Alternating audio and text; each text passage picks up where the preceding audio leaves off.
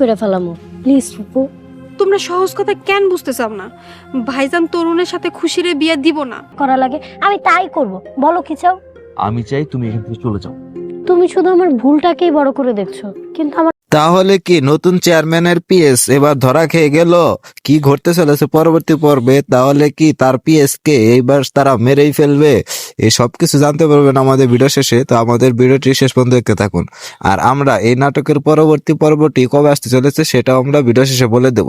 তো ইতিমধ্যে আপনারা দেখতে পেরেছেন যে এই নাটকে কিন্তু নানান ধরনের আশ্চর্যজনক কাহিনী ঘটতে চলেছে। এইদিকে কিন্তু খুশিরও বিয়ে ঠিক হয়ে গেছে, কিন্তু নায়কের সাথে না, আরেকজনের সাথে। তো এইখানে অনেক ধরনের কাহিনী করতেছে এবং এইখানে কিন্তু নতুন চেয়ারম্যানও আরেকটি বিয়ে করতে রয়েছে।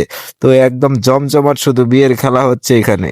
তো পরবর্তীতে কিন্তু যে নতুন চেয়ারম্যানের সাথে যে লোকটি থাকে, মানে তার পিএস, সে কিন্তু সব কথা পুরান চেয়ারম্যানের কাছে ট্রান্সফার করে দেয়। তো কি করতে চলেছে পরবর্তী পর্বে? এবার তো নতুন চেয়ারম্যান শুনেই ফেললো।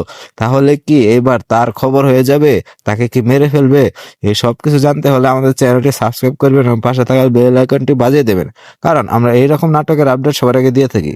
তো এই সব কিছু জানতে পারবেন পরবর্তী পর্বে। তাহলে পরবর্তী পর্ব আসতে চলেছে আর মাত্র 4 দিন পর। তো সবাই ভালো থাকবেন, সুস্থ থাকবেন, ধন্যবাদ।